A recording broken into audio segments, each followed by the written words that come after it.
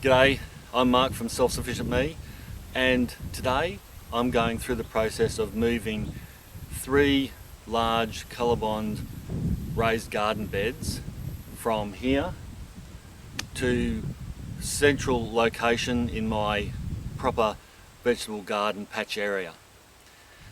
Now the reason why I'm doing this is because pretty well made an error of judgment about 6 years ago and placed the garden beds here next to our kids' play gym just so that I could make a border for the play gym and make it a separate room from the yard.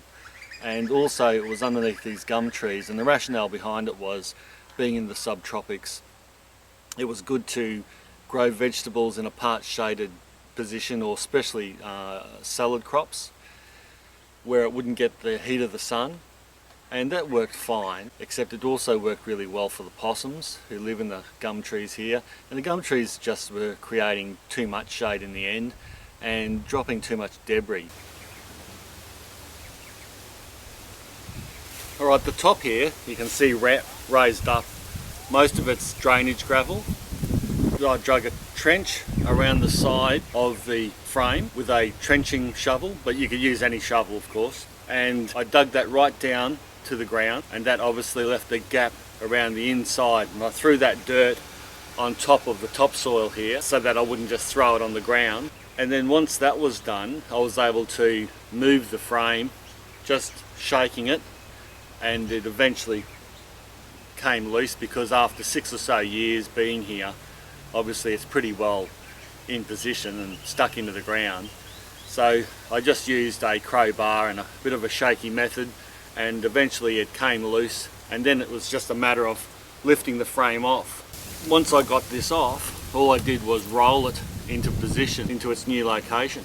So it's not that hard, but moving the dirt, about 20 metres or so, is obviously just manual labour, and that's not fun for anyone, but has to be done. So what I'm going to do is I'm going to move all this topsoil and all the good soil separately to a pile over there so that I can get to the drainage gravel and the crushed granite, and then I'm going to move that drainage soil over to the new position and put it into the garden bed first, obviously so that it gives me about 40 centimetres or so of drainage underneath the bed. And then I'm going to obviously shift the topsoil last so that that's back on top, and I haven't wasted a good several years of beautiful soil.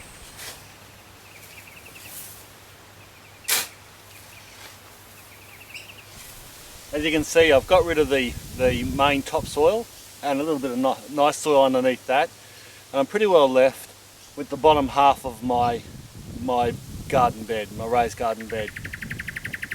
Now keep in mind, this was about 800 mil high. They're a fairly high garden bed, and so at least 400 of this is rubbish soil and this granite, this real coarse granite. Really good drainage material, but not very good to grow your veggies in, so I want that on the bottom. So now that I've shifted all my topsoil off, I'm going to now move this drainage material and put it in the base of my garden bed that used to be here that now is over there. Fun stuff.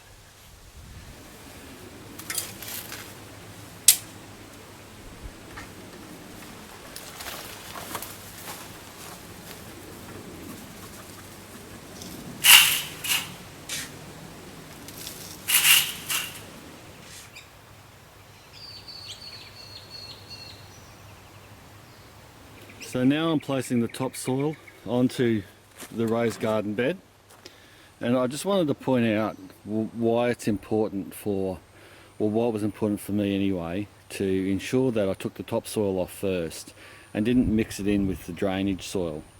I've spent years, well more, I'd probably say more, my quail and chickens have spent years making this soil. A lot of this is from chicken manure, quail manure, from their pens, mixed up with mulch and compost to make a really nice, good, rich soil that's not too heavy but it's full of nutrients and easy for vegetables to grow in. And the last thing I wanted to do is mix this up with my crushed granite and sand and make the soil pretty well poor again. Well, that was a fair job, and it took me a few days to get done, you know, doing a couple of hours every day. I reckon there was probably 3 tonne of dirt in this, not 2 tonne, but I couldn't be bothered doing the cubic measurements to find out exactly how much soil I've moved by hand, but it was well worth the effort. So I've got all my topsoil on top. I transferred all my drainage on the bottom. The garden bed's looking fantastic. It's nice and level. I love the soil.